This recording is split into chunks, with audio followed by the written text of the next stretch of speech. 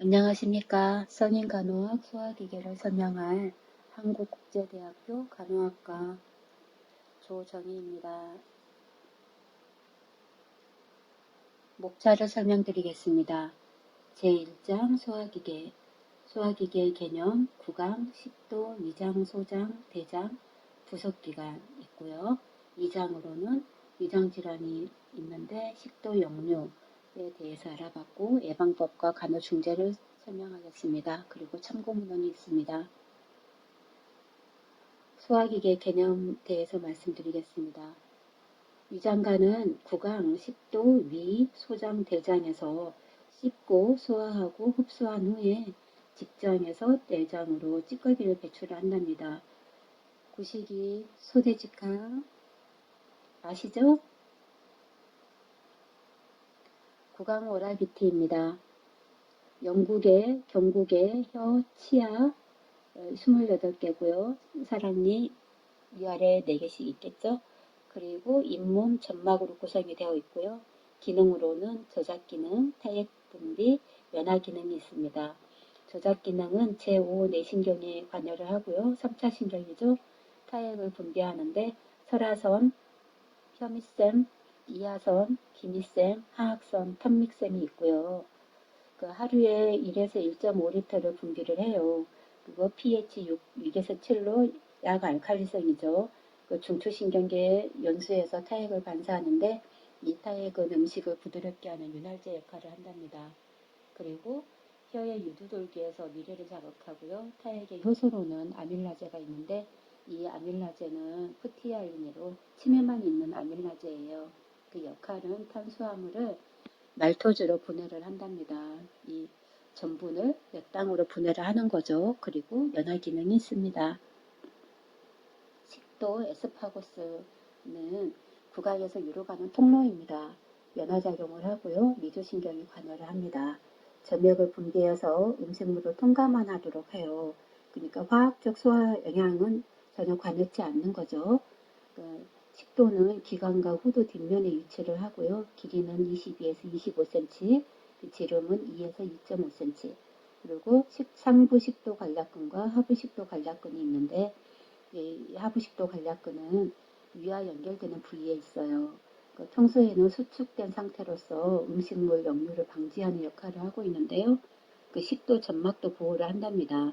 이 부위가 병이 들면 이완불능증 질환이라고 해서 역류가 되겠죠. 그래서 이 하부식도 관략근의 주된 역할은 역류를 방지하는 거예요.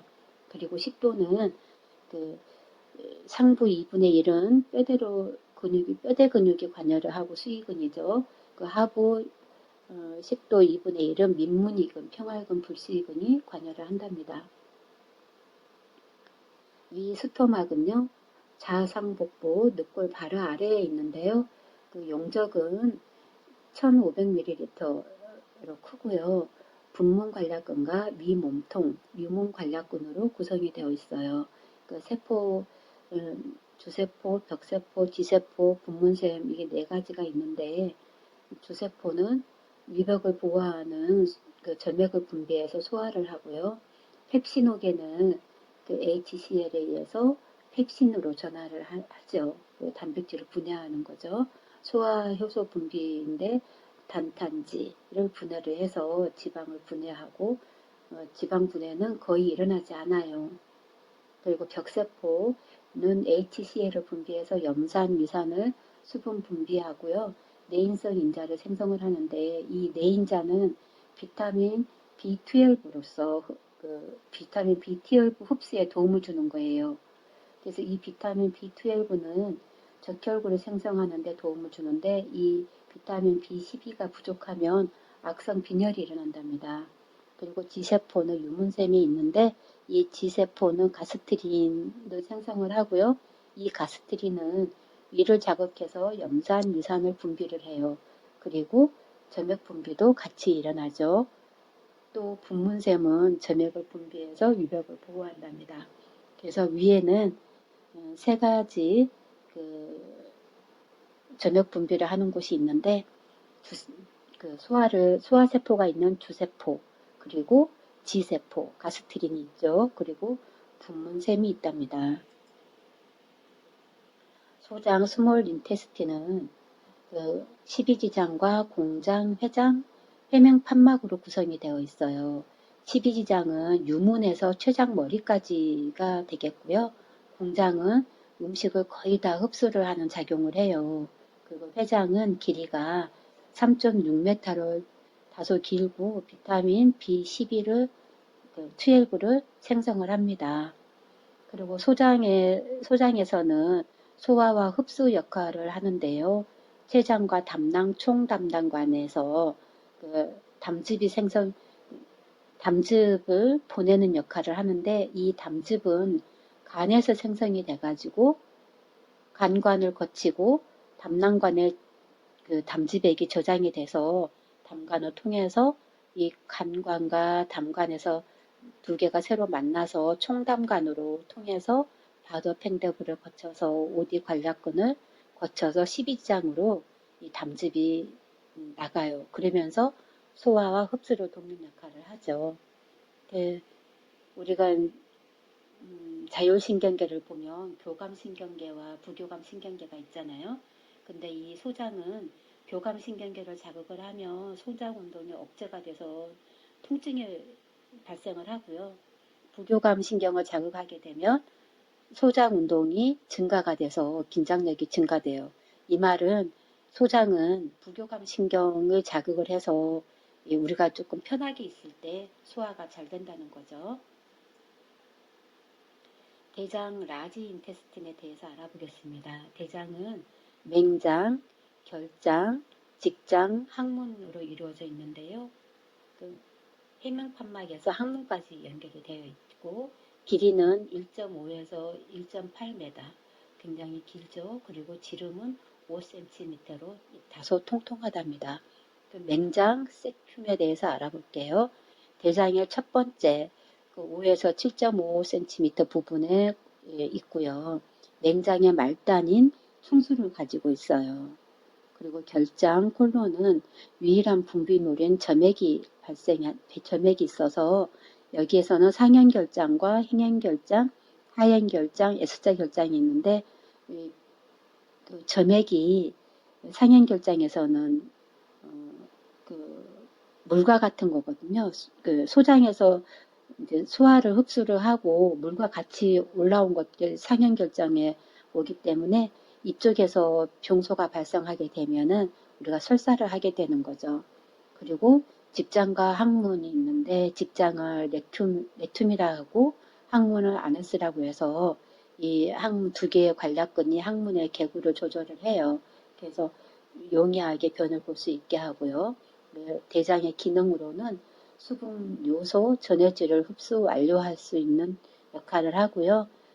분변을 형성을 해서 항문을 통해서 배출하는 역할을 하고 또 비타민 K와 비타민 B를 합성을 하는데 만약에 비타민 K가 부족하게 되면 지혈작용이 되지 않아요. 그러니까 만약에 지혈이 되지 않는다 그러면 비타민 K가 부족한 거죠. 네, 그리고 이 대장에는 균들이 많이 있는데요. 아미노산을 분해해서 암모니아를 생성하게 되고요. 이 암모니아가 배출되지 않으면 우리가 간성 혼순수에도 빠지게 된답니다. 그러니까 암모니아 생성을 분해를 잘 해야 되겠죠. 아미노산 분해를요. 가스를 생성해서 대변의 양을 증가하고요. 분변을 배설을 하고 영양물질을 생성을 하는데 비타민 K 아까 말씀드렸죠. 지혈작용을 한다고요. 그리고 티아민 그리고 일부 비타민 B군과 엽산을 생성을 한답니다. 그리고 부속기관으로 간과 담낭과 췌장에 대해서 알아보겠습니다. 예, 정맥에서 나와서 간 문맥, 간 동맥을 통해서 동양혈관을 거쳐서 간 정맥으로 그리고 하대 정맥으로 가겠죠. 간은 담즙을 생성해요. 아까 간에서 담즙 생성해서 담낭에서 조장을 했다가 총담관을 통해서 바닥 횡대부 오디 관략근을 통해서 12장으로 간다고 했잖아요. 그래서 이 담즙을 생성하는데 담낭에서 담즙 저장을 하고요. 500cc 정도로 보유를 해요.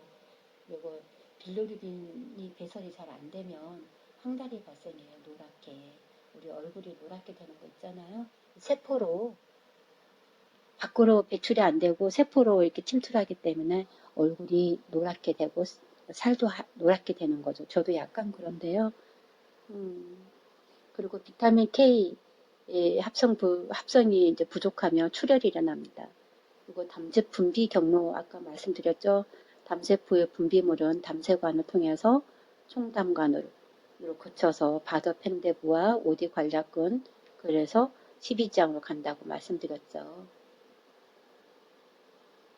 이 췌장은 췌장액을 분비하는데 내분비에서 이제 그 관여를 해요. 이 내분비에서는 베타세포에서는 인슐린을 분비를 하는데 이 혈당을 떨어뜨리는 역할을 하고요.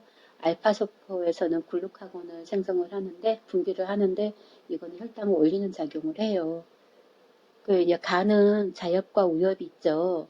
이 자엽은 간 동맥의 30% 정도를 산소가 포함된 혈액을 공급을 해서 우엽으로 간문맥 한 70% 정도의 풍부한 영양분이 포함된 정맥혈을 보내는데요. 이 영양소는 간에서 저장 후에 대사 기능을 거쳐서 독성 물질을 해독을 한답니다. 이 혈액순환은 이제 간동맥을 통해서 동양혈관, 굵은 모세혈관으로 모여요. 이 동양혈관에는 벽에 식균성 쿠퍼셀이 있는데 세균의 90에서 100%를 제거를 하죠. 만약에 이 동양혈관이 있는 쿠퍼셀이 손상이 되면 감염률이 굉장히 증가하는 거죠.